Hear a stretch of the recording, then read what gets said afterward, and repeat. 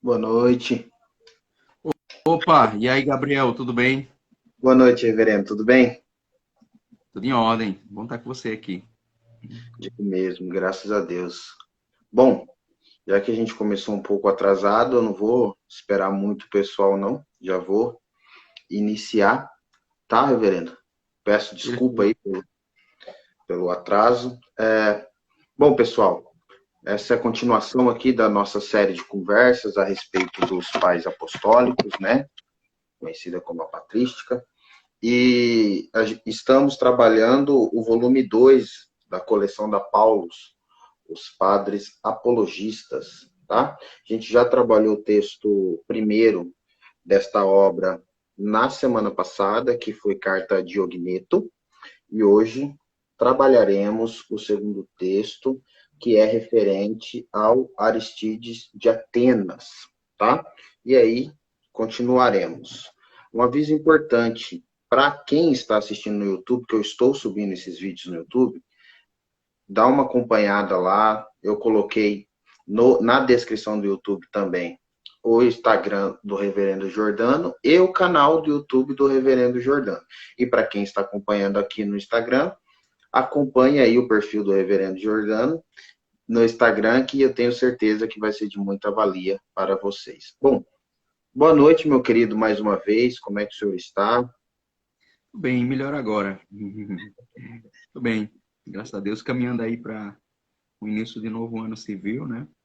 Mas já dentro do ano novo cristão e Perfeito. caminhando para o Natal também, estamos bem na igreja. Bom, Leopoldo, o tema de hoje que você perguntou é Aristides de Atenas, né? Se alguém quiser comentar aí, e aí eu consigo fixar. Coloquei a imagem. Isso, perfeito. Mais uma informação antes de a gente começar detidamente a respeito do texto. Para quem quiser fazer perguntas, pode fazer no comentário aqui mesmo, ou pode ter um balãozinho com ponto de interrogação. Se você clicar nesse balãozinho com ponto de interrogação e fizer a pergunta lá, ela aparece mais detidamente aí na imagem, tá? Então, fica aí esse aviso informativo que vai facilitar a todos. Porque às vezes comenta aí, né, na corrida dos textos e a gente acaba perdendo, né, reverendo? Então, Isso. eu peço aí para quem quiser fazer esse tipo de pergunta ou comentário, fica à vontade mediante as duas coisas, pode se utilizar dessa própria questão que o próprio aplicativo nos coloca. Bom, então hoje vamos conversar mais a respeito de mais uma carta apologética, né, reverendo? Que tem Isso. certas similaridades com a carta do encontro passado e tem algumas diferenças interessantes também. Bom, vamos começar do começo, né? A gente não sabe muito bem quem foi esse sujeito, né? Isso. Pelo nome, é alguém grego ou pelo menos influenciado pela cultura grega, grego no sentido mais amplo, né? Então, uma coisa interessante para a gente entender é que nessa época, tanto na época do Novo Testamento como um pouco depois, essa palavra grego não designava apenas pessoas nascidas na Grécia, mas pessoas culturalmente influenciadas pela Grécia se consideravam também gregas, pessoas de outros países. Então, pelo menos pelo nome Aristides, era um grego nesse sentido mais amplo. Mas os pais da igreja, quando o mencionam como Aristides de Atenas. Então, como alguém nascido em Atenas, um grego em sentido mais estrito. Então, a gente não sabe muita coisa sobre ele, além daquilo que ele escreveu. Né? E fora isso que os pais da igreja eventualmente mencionam. Ele escreveu essa apologia, e essa apologia nos ajuda a entender um pouco o que é apologia, né? Mas ele escreveu essa, essa apologia e como alguém que foi referência posteriormente para Eusébio, enfim, para outros pais da igreja. Então, essa técnica da apologia que os pais da igreja começaram a desenvolver é uma técnica que ela vai crescendo com o tempo. Até, por exemplo, a Cidade de Deus, a obra mais famosa de Santo Agostinho, não necessariamente a mais famosa no sentido mais popular, mas talvez a mais influente, melhor dizendo, a Cidade de Deus, ela, a gente pode considerar ela um tipo de apologia. Se a gente considerar esse padrão que a gente observa aqui, a Cidade de Deus é como uma grande apologia. É como se ele construísse a teologia dele a partir dessa apologia, como um problema cultural ali acontecendo, um problema político, um problema militar acontecendo, e usando isso como uma oportunidade de fazer uma certa apresentação sobre a providência de Deus, sobre a doutrina cristã, enfim. Então, basicamente, o que a gente sabe aí sobre ele é isso, sobre Aristides. Perfeito. Eu acho que vale a pena um adendo aqui a respeito sobre apologia, né? Vai que alguém não sabe o que significa essa palavra. É uma palavra que basicamente vem do grego, que significa defesa, né? Uma defesa a respeito de alguém, de algum tema ou de algum discurso, né? Um dos textos mais famosos, além desses textos patrísticos dos pais aqui, é o texto sobre a apologia de Sócrates, né? Sim. Então, é de alguma maneira um gênero literário dentro desse grande escopo desse período aí, né? Dentro do helenismo ateniense e do helenismo mais tardio, que é esse período aqui, basicamente, que a gente está se encontrando. Então, quando alguém fala sobre apologia, né, hoje é muito comum a chamada apologia às drogas, então essa palavra significa defesa, né? Então, é interessante como que esse gênero literário, ele vai sendo apropriado pelos pais cristãos e ele vai, como o senhor muito bem relatou, ele vai ganhando uma certa sensibilidade e erudição, né? São cartas simples, como a carta de Ogneto, como esta carta aqui mesmo, e depois com Agostinho, com outros pais, com Orígenes, por exemplo, vai tornando um troço muito robusto, né? Muito robusto, desculpa. Vai ganhando uma certa teologia, assim, muito bem feita. A carta de Ogneto aqui são pontos simples, né? Mas esse gênero literário, essa forma de se fazer, de se escrever, de se defender a fé cristã, ela vai ganhando contornos muito interessantes. E é interessante, reverendo, que hoje em dia o pessoal acha que esses apologetas do século XXI inventaram a roda, assim, né? Uhum. Leonardo Quaig, do próprio Norman Glaze, a Reeves Zacarias. Mas não, gente, desde essa época aí, há muitos argumentos que são repetidos por esses apologetas contemporâneos, o negócio já vem sendo estruturado e refinado há muito tempo, né, reverendo? Perfeito. Você mencionou uma apologia que é uma das mais famosas de todos os tempos, que é a apologia de Sócrates. E eu acho que essa menção, a apologia de Sócrates, dentro desse contexto das apologias cristãs, nos ajuda a entender um pouco sobre esse contexto do porquê era necessário uma apologia. A apologia, nesse sentido, tanto de Sócrates quanto dos apologistas cristãos, era um gênero meio jurídico, vamos dizer assim, e meio retórico. Ela tinha um propósito de ser um discurso contra certas acusações que eram feitas aos cristãos num contexto em que eles podiam ser presos e condenados, etc. Que foi o que aconteceu com Sócrates, né? Então, a apologia de Sócrates é meio que uma defesa póstuma dele, né? Mas os pais da igreja estavam num contexto onde cristãos ainda morriam e por isso havia necessidade de uma defesa de que se esclarecesse o que os cristãos realmente eram para que aquelas acusações não perdurassem. Essa era a intenção, digamos assim. E Perfeito. uma coisa que eu costumo observar é que as apologias, elas não funcionaram. Os cristãos, eles continuaram sendo presos, continuaram sendo condenados. Mas quando a gente fala não funcionaram, o que a gente tem que entender elas não cumpriram aquele propósito que parecia ser o propósito mais claro, né? Impedir aquela condenação, impedir aquilo ali que acontecesse. Mas, inversamente, elas se tornaram muito importantes para o nosso desenvolvimento como cristãos. Então, elas como que foram sementes da nossa teologia. Então, elas acabaram tendo um resultado que não era aqueles que era a intenção dos seus autores originalmente. Mas, de toda maneira, é interessante a gente observar a apologia como essa defesa, uma defesa contra a acusação, que é um contexto diferente desses apologistas que a gente menciona hoje.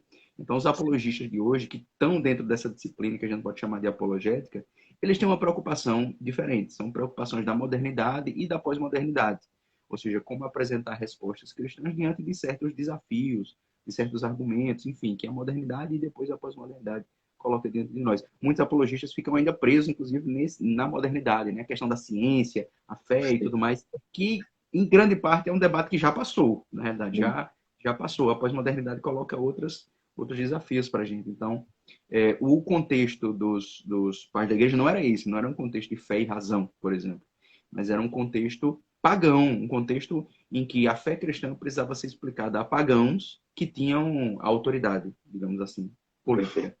Então, essa própria apologia de Aristídeos começa assim, ela se dirige ao rei. E ela nos dá indícios, mas ela não nos diz exatamente quem é esse rei. E como um grego, claro, o imperador não é o rei, né? O imperador não é um rei. Mas a palavra grega que era utilizada, basileus ou vacileus, se refere também ao imperador. Em grego, o imperador também é chamado de basileu. Então, ele possivelmente essa apologia se dirige ao imperador Adriano, mas existem outras possibilidades também. É importante salientar, reverendo, e a gente ter noção disso, duas questões, né, que o senhor ia falando, eu ia pensando aqui. Hoje em dia é muito comum a gente entender a respeito de manuais de apologética, né? E a gente pensa em obras robustas, etc. Mas nesse período é interessante a gente perceber, assim como a carta de Ogneto e aqui o texto de Aristídeos, que dá para a gente resolver, com muitas aspas, certas questões, ou de uma maneira muito tranquila, muito simples, né? Com sentenças pequenas, com os textos curtos. Então, é interessante o pessoal que esteja nos acompanhando, que vai nos assistir depois, perceber isso, né? Que nem sempre grandes tomos, né? Grandes livros, só assim que a gente se resolve essas coisas. Isso me faz lembrar muito de 1 Pedro 3,15, né? Que nos fala, se formos questionados a respeito de nossa fé, né? E ali fala interessante a respeito de nossa esperança e que a gente esteja pronto, né, para responder. E é o caso aqui do Aristídeos, que ele fala também que, olha, eu estou sabendo aqui, ele manda isso ao rei, estou sabendo que o pessoal está sofrendo, né, está sentindo, estão passando por certas perseguições, então cabe a mim, de alguma maneira, explicar ao Senhor o que é a nossa fé, né? E é interessante que é endereçada, né, a alguém importante. Então, para pessoas que não têm muita familiaridade com a literatura cristã, vai entender pelo senso comum de que a conversão de Constantino foi algo extraordinário, né? Mas não foi algo tão extraordinário assim. Por quê? Porque já era muito comum os cristãos fazerem apologias a figuras políticas de alto calibre, né? Dizem a tradição, por exemplo, que a própria filha de Constantino era cristã, a mãe, inclusive. Então, é interessante o pessoal ter em mente essa questão, porque é a segunda carta que é endereçada a uma figura política de alto calibre, né? E não é qualquer figura, é de fato o imperador. E eu acho muito legal essa questão, porque não tem medo, sabe? Às vezes, que a gente encontra hoje em dia, o pessoal tem um certo receio, assim, né? De defender a própria fé frente a algumas questões, às vezes até mesmo política, mas a gente vê aqui nos pais da igreja que não se tinha esse medo, e é muito interessante esse não medo, né? Porque de fato eles estavam sofrendo até mesmo perseguições físicas, mas mesmo assim eles enfrentavam a sua maneira, como o reverendo bem colocou, um texto não só retórico, mas jurídico, a sua fé. E me parece que era alguém, né, reverendo, que conhecia bem a mitologia grega. A gente vai perceber que ele é a primeira,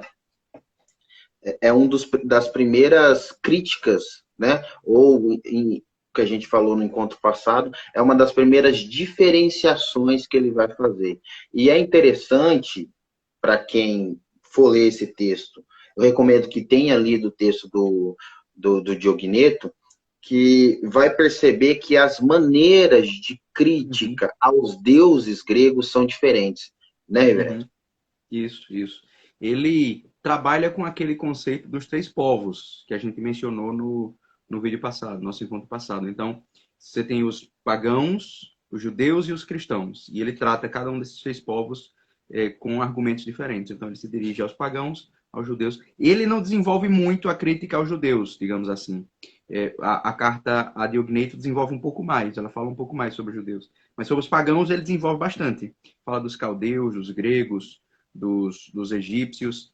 E é interessante a gente pensar nisso, no sentido de que, nesse período do Império Romano, por conta da influência helenística, os deuses caldeus e egípcios e gregos, eles tinham muita circulação. Então, deusas como, por exemplo, Ísis, que ele menciona, eram muito adoradas. Existia um culto dessas deusas ao longo do Império Romano, digamos assim. Claro que ela sofreu uma transformação. Se você olhar a Ísis egípcia e a Ísis grega, greco-romana, esteticamente é muito diferente, né? Embora se preserve algo da narrativa, mas esteticamente ela é muito diferente. Então, existe uma adaptação ali. Mas esse culto, ele atravessava. Então, essa crítica, ela estava tocando em algo que era muito relevante daquilo que era a religiosidade popular.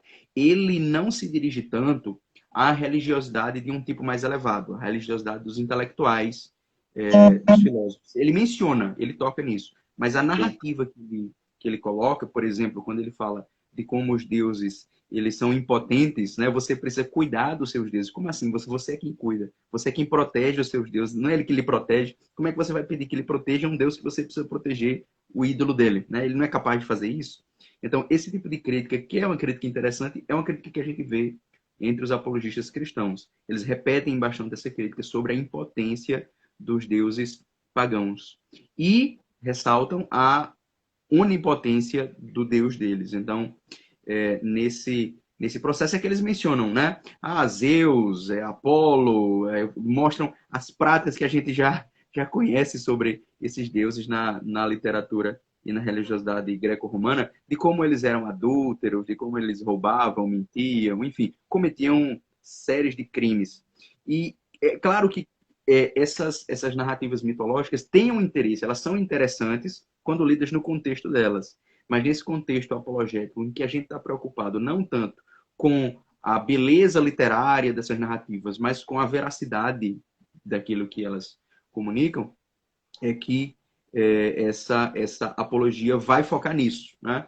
Então, esse é um tipo de crítica que, como eu disse, toca na religiosidade de um tipo mais popular. É aquilo que estava nos poetas gregos, e esses poetas, eles tocam naquilo que era mais compreensível para as pessoas, mas os filósofos gregos já tinham criticado. Esse tipo de crítica que os apologistas fazem, ele já existia antes do surgimento do cristianismo entre os próprios filósofos gregos. Eles já tinham criticado essa maneira de tratar os deuses como seres humanos. Então, entre eles mesmos havia várias teorias sobre como isso se tornou assim, de que eram pessoas, os seres humanos do passado que foram exaltados e tudo mais. Os gregos eles pensaram muito sobre isso, refletindo de maneira muito avançada sobre isso. E eles já tinham feito várias dessas críticas. Então, os filósofos gregos, especialmente de uma corrente mais platônica, já tinham alegorizado essas narrativas sobre os deuses, de maneira que elas se referiam mais a princípios eternos do que histórias, digamos assim, literais. O livro não foca muito nisso, mas ele menciona. Tem um dado momento que a Apologia de Aristídeis, ele diz, se elas são alegorias, né, ele menciona se elas são físicas, se elas são... E em um determinado momento ele coloca essa possibilidade. Se elas são alegorias, elas são conto e nada mais. Ou seja, ele não despreza totalmente. Se elas são alegorias, elas são contos. O conto tem um valor, um conto tem um propósito, digamos assim. Mas ele não é capaz de nos dizer a verdade sobre os deuses, a verdade última, né? Então, eles não estão acima de contos. Pode continuar. E uma coisa interessante que eu vejo que ele menciona é algo que se torna comum na teologia cristã a partir do século II. A gente já vê um pouco disso no Novo Testamento, mas não muito. Mas a gente vê bastante disso no século II, no século III, e daí em diante só cresce.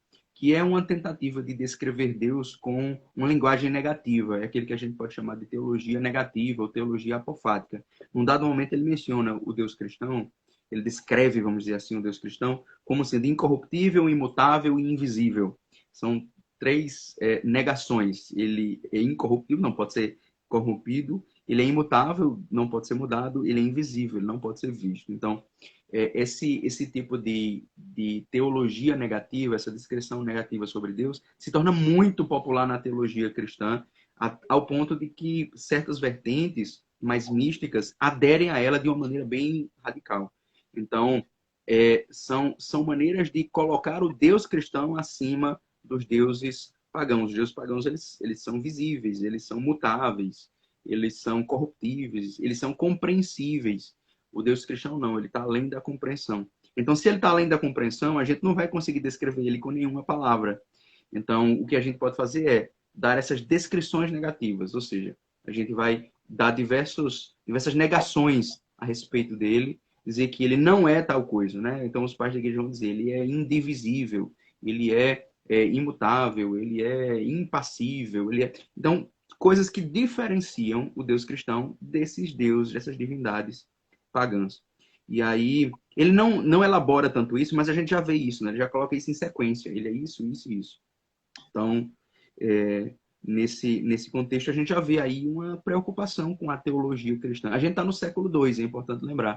A gente não tem uma datação exata, mas a gente está no século II, então é muito cedo ainda na teologia cristã. Mas é interessante ver essa preocupação com essa descrição aí. Tem uma coisa que você mencionou, Gabriel, que eu acho interessante a gente observar, pelo menos um comentário que eu queria fazer, sobre essa simplicidade da linguagem teológica e da resposta teológica que é dada. Isso tem muito a ver, eu acredito, porque, veja, se a gente trata essas apologias como parte de um gênero retórico, né, como parte da retórica clássica, de uma oratória clássica, uma coisa que era já conhecida e que depois Santo Agostinho explicitamente menciona, mas que a gente nota nos pais da igreja, nos pais apologistas, é esse uso da retórica clássica. E a retórica clássica, ela tem certos padrões de linguagem para cada gênero de discurso. Então, para o discurso que visa ensinar, isso aqui é algo que a retórica clássica aponta, para o discurso que visa ensinar, a linguagem deve ser o mais simples possível. Ela deve ser o menos rebuscada possível. E rebuscada aqui no sentido poético. Enquanto o discurso exortativo, o discurso que visa a conversão, ele deve ser belo, deve ser poético. Então, quando a gente vê, por exemplo, a carta a Diogneto, a gente vê ela alternando entre esses dois tipos de linguagem. Às vezes uma linguagem mais poética, mais rebuscada, em outros momentos uma descrição mais exata e menos poética. E eu observo na carta a Diogneto essa alternância, mas uma ênfase maior do poético. Enquanto na apologia de Aristides, existe o poético, existe a busca pela beleza da fé cristã, mas eu noto muito mais um discurso de ensino, um discurso que visa o ensino, e por isso uma linguagem mais simples. Essa seria assim uma observação que eu faço. E isso, uma coisa interessante sobre essa estrutura da apologia de Aristides essas apologias eram dirigidas a esses reis, elas eram enviadas a eles. E eles poderiam fazer o que quisessem, ali poderiam destruir, poderiam fazer mil coisas com aquilo. Então, essas apologias, assim como muitas outras, a gente pode imaginar que muitas outras apologias foram escritas e foram destruídas, então não sobreviveram. A gente não tem nenhum registro delas.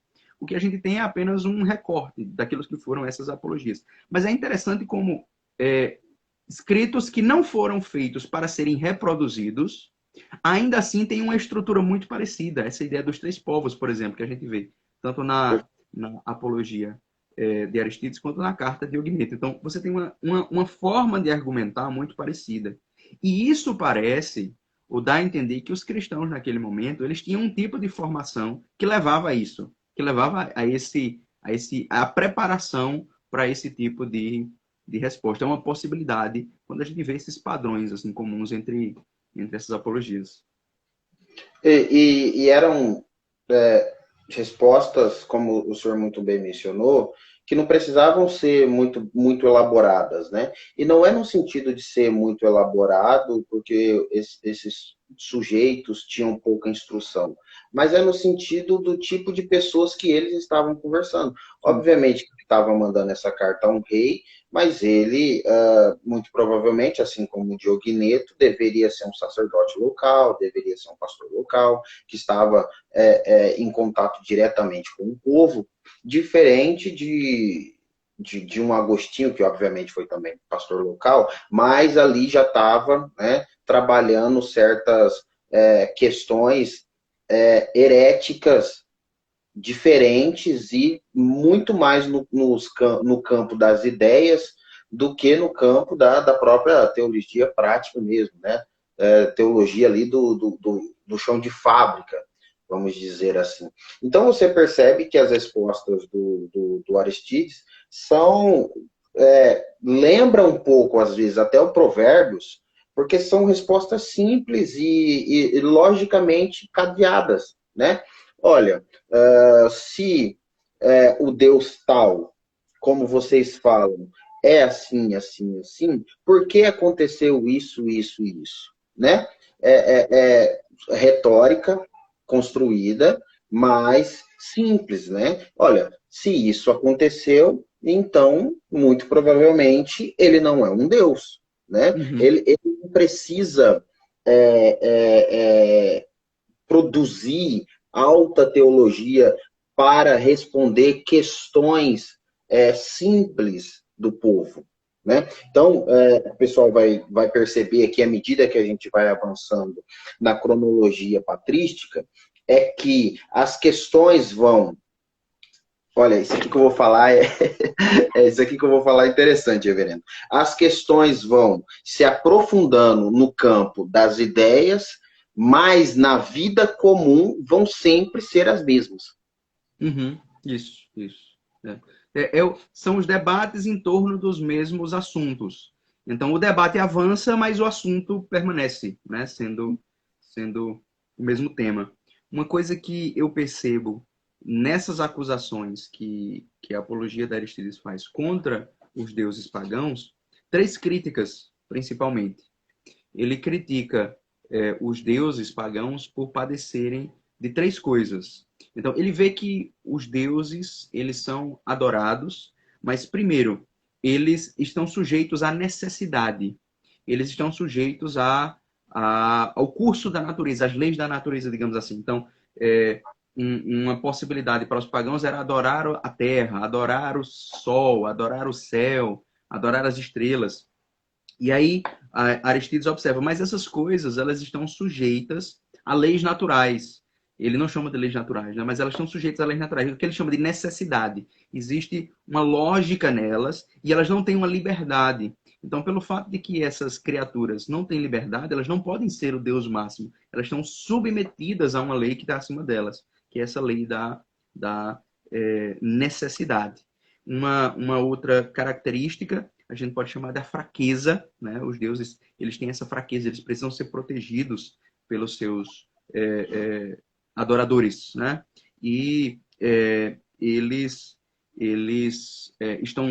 têm essas necessidades, além de estarem sujeitos à lei da necessidade, eles têm necessidades.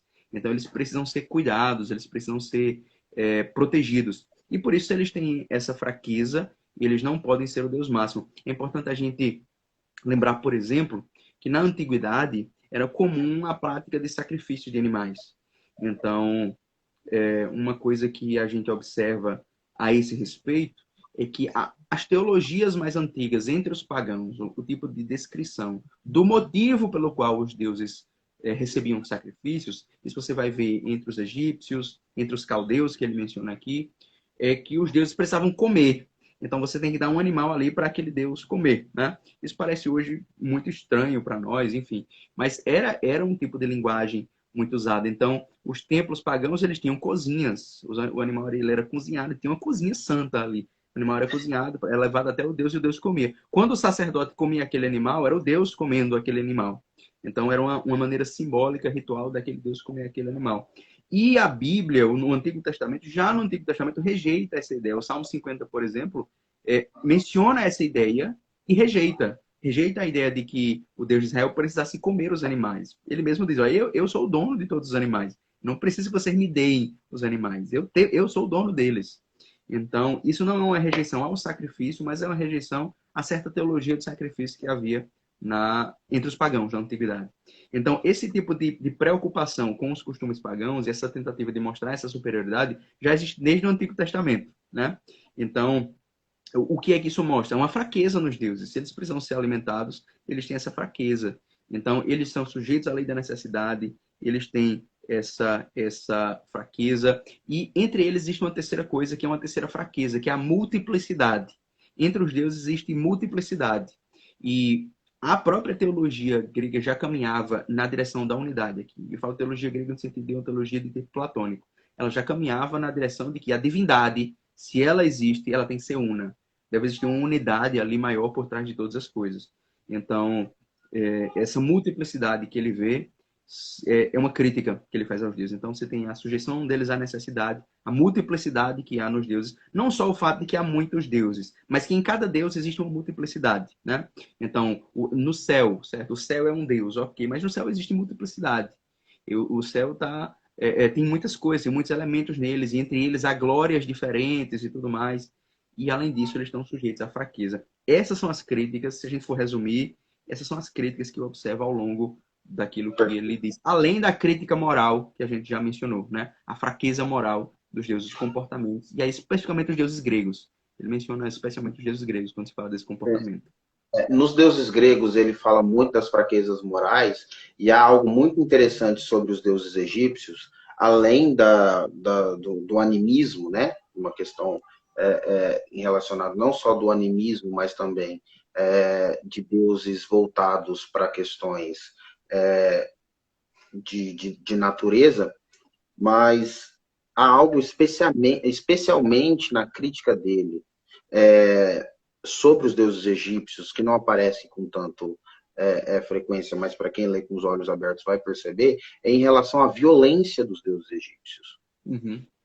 Né? Ele diz, inclusive, que os deuses egípcios são inferiores aos gregos. Eles são piores ainda do que os gregos. E é muito interessante se a gente fizer isso também um paralelo em relação à carta de Ogneto, porque lá ele também fala, olha, a violência não faz parte da nossa prerrogativa de fé. Não há violência em Deus, né? Na carta de Ogneto ele diz, não há violência em Deus.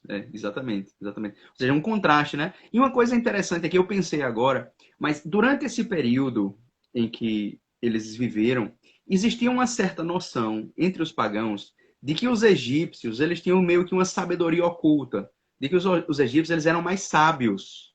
Então, havia meio que um orientalismo grego ali, é uma ideia de que os egípcios eles tinham algo ali de especial que precisava ser... Embora os gregos eles se considerassem melhores, existia essa ideia de uma sabedoria egípcia ali, de algo egípcio que era especial, que eles precisavam cultuar, enfim. E apesar disso, a apologia aqui de Aristides, ela vai na direção inversa. Os gregos, os egípcios são piores ainda do que os gregos. Então, é interessante essa inversão. E é muito legal, ele coloca o dedo na ferida em relação à violência, né? Sim. Lá entre os gregos ele já fala a respeito do parricídio ali, sobre Zeus, inclusive, que era, entre os romanos, um deus também muito adorado como Júpiter, né? E aqui entre os egípcios, como uma maneira meio primitiva assim, de olhar o politeísmo a respeito dessa violência entre os deuses, né? E uma violência no sentido negativo de fraqueza, né? Não no sentido de, olha como esses deuses são violentos, né? Mas olha como que eles são fracos, porque eles ficam se mutilando uns aos outros. Sim. É interessante isso porque um problema que ele traz esses adoradores desses deuses, como a gente inclusive viu na apologia anterior, na carta de Ogneto, os adoradores se tornam como esses deuses. Então, existe nesses deuses muito mais a ideia de que eles são os nossos desejos idealizados, né? Nós temos a nossa ira idealizada, a nossa luxúria idealizada. Então, existe uma idealização das nossas paixões. E, nesse sentido, os adoradores se tornam como esses deuses. Então, parte da superioridade do Deus cristão é mostrada aí. Ou seja, a ideia de que o Deus cristão ele não tem nenhuma dessas paixões, ele tem apenas a pureza, ele tem apenas a virtude, ele tem apenas aquilo que é o mais elevado e não essas coisas mais baixas. Então, lá na Idade Média, por exemplo, quando você vê Santo Anselmo falando daqueles argumentos a respeito de Deus, da natureza de Deus e tudo mais, que ele chega até o que as pessoas costumam chamar de argumento ontológico, parte da raiz disso já está aqui. Tem uma concepção cristã que já está aí, que dentro dessa apologia cristã já procura mostrar desde o começo que o Deus cristão, ele é apenas essa virtude, ele é apenas aquele que é elevado, ele não tem essas paixões, ele não tem essa necessidade, ele não tem essa fraqueza, ele não tem essa multiplicidade nesse sentido pagão. Né? Existe a multiplicidade no sentido da trindade, mas não a multiplicidade nesse sentido pagão, no sentido das criaturas. Então, essas versões, os deuses pagãos são vistos aqui como versões idealizadas dos nossos desejos. E, mais uma vez, aparece aquilo que a gente mencionou. Né? Você se torna como aquilo que você adora. Então, você é aquilo que você ama. E que aparece nos Salmos, né? Ou seja, existe uma sabedoria aí desde os Salmos. Então, eu percebo aí que grande parte dessa apologia, embora ela seja acusada de ser paganizada, embora ela seja acusada de ser muito influenciada pela cultura grega, muito helenizada, eu percebo muito de bíblico nela. Eu também. Muito da maneira de ver os pagãos, muito da maneira de ver os deuses, é bíblico. É algo que vem desde o Antigo Testamento, é uma tradição hebraica aí que está sendo usada como assim, como uma peneira, né, para passar os deuses. Então, eu vejo muito mais essa visão de mundo bíblica. Existe, claro, assim, uma linguagem grega, não tinha como ser diferente, né? Mas eu percebo muito de bíblico nisso. A estilística dele é diferente da carta de Ogneto, porque o de Ogneto, como a gente falou no conto passado, tinha até aqueles intertextos a respeito do Antigo Testamento, né? Sim, Aqui, sim. com o próprio Aristides, a gente não vê isso muito claramente, porque o estilo dele de escrita é diferente e é mais embebido mesmo das questões do pensamento mais grego, e faz mais sentido, apesar de a carta de Ogneto também estar sendo vinculada, está sendo dirigida a um imperador, mas aqui me parece que o ambiente dele de combate é mais helenizado do que o ambiente do sujeito que escreveu a carta a Diogneto, né? Parece que faz mais sentido seguir por esse caminho. E aqui, reverendo, você me permita fazer uma indicação de livros. Eu vou colocar as indicações também quando a gente for subir esses vídeos no YouTube, como a gente indicou no vídeo passado o livro do James Smith, e reiteramos aqui a indicação, né? Eu indico também aqui um texto pequenininho do Byung-Chul Han a respeito do poder, chamado Topologia do Poder. Byung-Chul Han, um filósofo coreano que fez escola na Alemanha, né? E é muito lido hoje em dia. E ele vai dizer algo muito interessante a respeito do poder, que é o seguinte: poder, quanto mais você tem, menos você diz que tem. Né? Então, sujeitos que falam que tem muito poder têm pouco. E sujeitos que têm muito poder quase não falam sobre isso. Então, quando a gente faz uma paráfrase desse argumento voltado a essas criaturas politeístas, a gente percebe elas que não têm tanto poder assim. Né? Ou até mesmo aos seus apologistas, né? Os apologistas egípcios, apologistas dos gregos, e como o senhor fez a relação da teologia negativa de Deus, você percebe que Deus não é alguém que fica, ou uma personagem, né? Ou na escrita, na literatura bíblica, exaltando o seu próprio poder.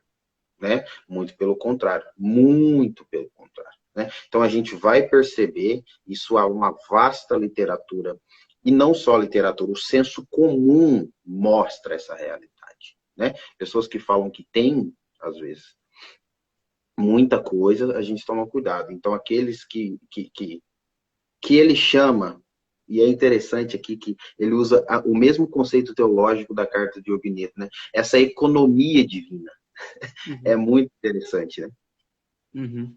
Eu vejo que quando ele apresenta os cristãos, ele segue um padrão muito parecido com o da carta de Ogneto, que é o seguinte: ele primeiro mostra a fé cristã, o que é que os cristãos creem? Cremos nisso aqui. temos um Deus criador, temos um Cristo que veio ao mundo e fez isso, ressuscitou, morreu. Enfim, ele mostra, digamos assim, a narrativa cristã, que é mais ou menos a estrutura dos credos.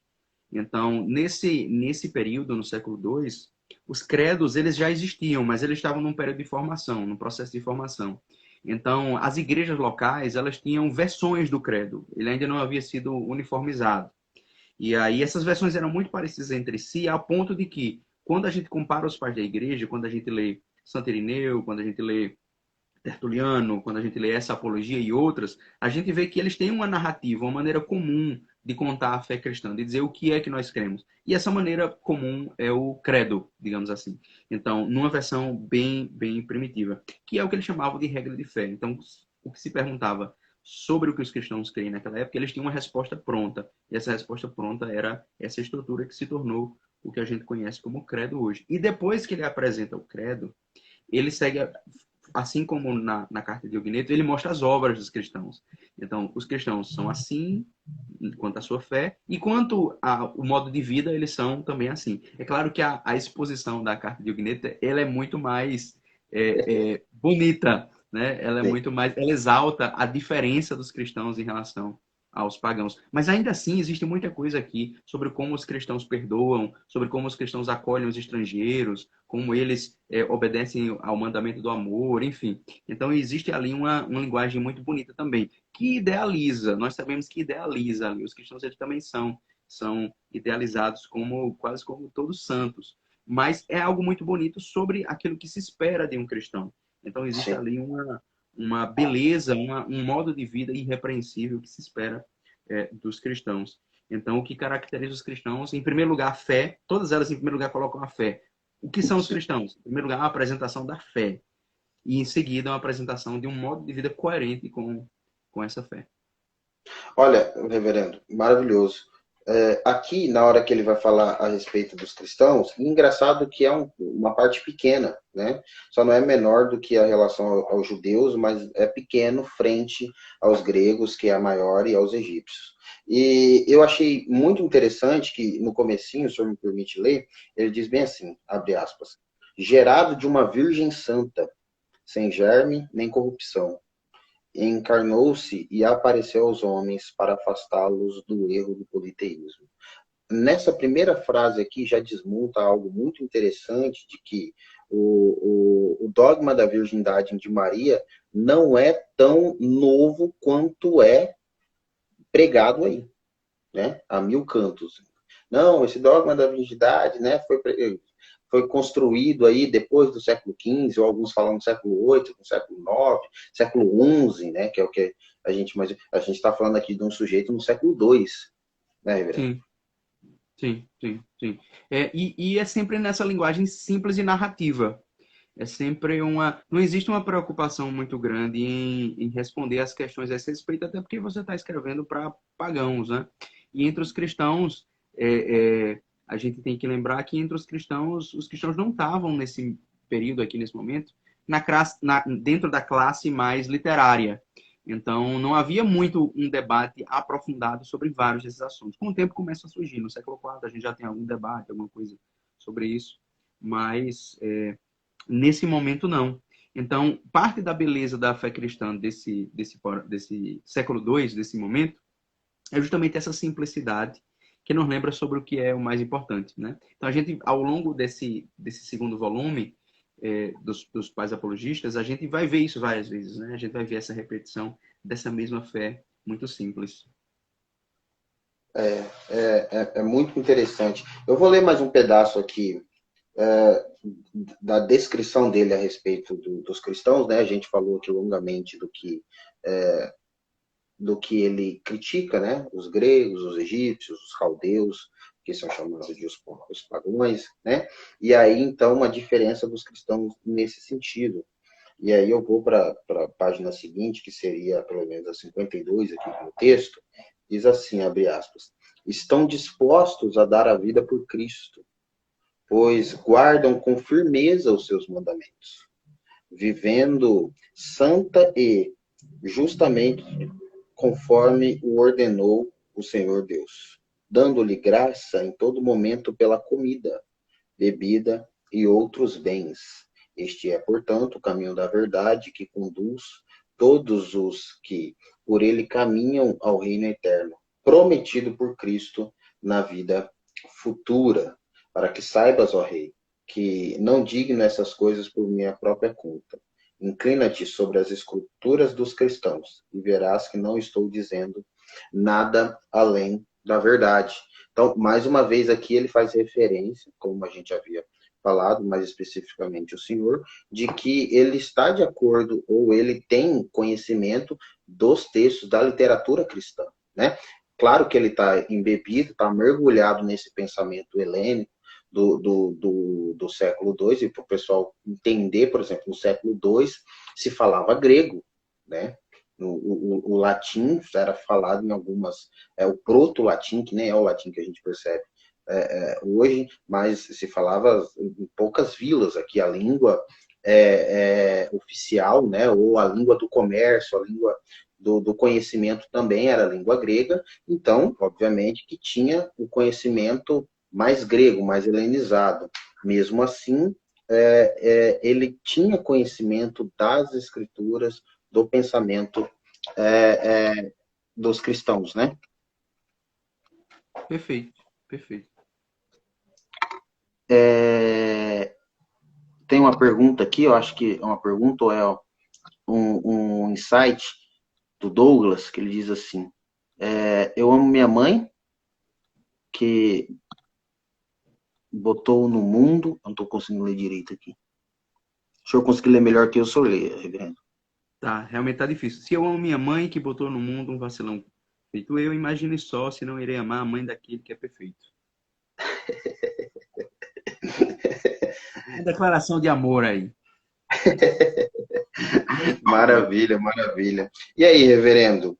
Questões finais aqui a respeito desse nosso texto maravilhoso. Eu só lamento o fato de que a gente não tem o texto completo da apologia. É importante relembrar isso. Tem alguns trechos que foram perdidos. A gente não tem o trecho completo. E, principalmente, a gente não tem trechos dessa descrição dos cristãos. Então, talvez muita coisa interessante tivesse ali que a gente não tem mais. Mas é um texto que, assim como a descrição dos cristãos na apologia, na carta de Ogneto, merece ser lido por nós muitas vezes, para nos Perfeito. relembrar, principalmente sobre aquilo que é o nosso modo de vida. Sobre a nossa fé, nós já temos o credo que nos lembra muito bem sobre isso, mas eu acho que essa atenção para essa sequência de coisas que se espera de um cristão é algo muito importante, que é algo que a gente vê nesses escritos dos pais da igreja, no sentido de que existia um tipo de, eu vou dizer assim, um tipo de discurso ou um texto, num sentido mais amplo, que era muito repetido desde o final do século I, que é aquilo que nós chamamos de dois caminhos. Havia entre os pais da igreja essa descrição dos dois caminhos. O caminho da vida é esse, o caminho da morte é esse. Havia uma descrição ali de como eram esses dois caminhos. E muito disso se constrói como essa descrição de mandamentos, de regras, de maneiras pelas quais os cristãos obedecem à lei divina. E esses pais da igreja nos lembram disso, né? Eles nos lembram sobre essa sequência de coisas que nós devemos fazer. Então, tudo isso se torna muito bonito e nos afasta de muito daquilo que é debate mais cansativo na teologia. Eu ia justamente dizer a respeito disso, o senhor deixou a bola aí, eu vou chutá-la, que esses textos, né, todos esses 6 textos dentro deste volume, são textos simples, e é bom a gente voltar a eles hora ou outra para perceber que muitas coisas não precisam ser colocadas dentro de um labirinto da maneira que a gente às vezes gosta de fazer, né? Nós ocidentais cartesianos, né? Então, eu fiz aqui de propósito essa questão a respeito da virgindade de Maria, para o pessoal perceber que isso tem milênios, né? Sim, sim, E tem sido respondido há milênios, né? Como o senhor muito bem disse, com uma certa simplicidade. perfeito. Excelente. Eu não sei se tem mais alguma pergunta, alguém fez mais algum comentário, alguma pergunta? Na Eu caixinha não aqui vi, do. Pode falar, reverendo. eu não vi mais nenhuma pergunta, nenhum comentário, não sei se chegou alguma coisa aí. Eu também não encontrei, não. Bom, gente, estamos caminhando aqui para o final. Se alguém quiser fazer uma pergunta, algum comentário, algum insight, ficam, fiquem à vontade, tá? Bom, reverendo, como eu vou subir esse vídeo lá ao YouTube, então, se o senhor quiser falar para o pessoal aí seguir o seu canal, fica à vontade. Então, pessoal, em primeiro lugar, obrigado aí, Gabriel, obrigado a todos aí que nos acompanharam. Eu tenho um canal no YouTube, se você colocar Rev Giordano, R-E-V Giordano, Giordano com Y, você vai encontrar meu canal lá no YouTube, segue lá. Eu soltei um vídeo hoje, inclusive, um pouco antes aqui da live começar, eu soltei um vídeo. Chega lá, assiste, tem vários temas, aceito também que me enviem temas para a gente gravar, enfim. E além do canal, tenho um blog, que é Vini AD. No blog eu coloco uns textos, às vezes, um pouco mais detalhados do que os vídeos, para o pessoal continuar estudando aqueles assuntos. Então, segue lá. E se alguém tiver alguma pergunta a fazer, quiser me mandar também, a gente continua aí o debate. Maravilha, reverendo, maravilha. Bom, pessoal, é isso, tá? Semana que vem, segunda-feira, 19 horas, conversaremos aqui sobre o Sírio, né? Tassiano, o Sírio, e vai ser muito bom tê-los aqui, beleza? Bom, reverendo, muito obrigado. Desculpa mais uma vez aí pelo atraso e que Deus abençoe. Obrigado aí por partilhar mais uma vez do seu conhecimento. Deus abençoe a todos, gente. Até a próxima. Até mais.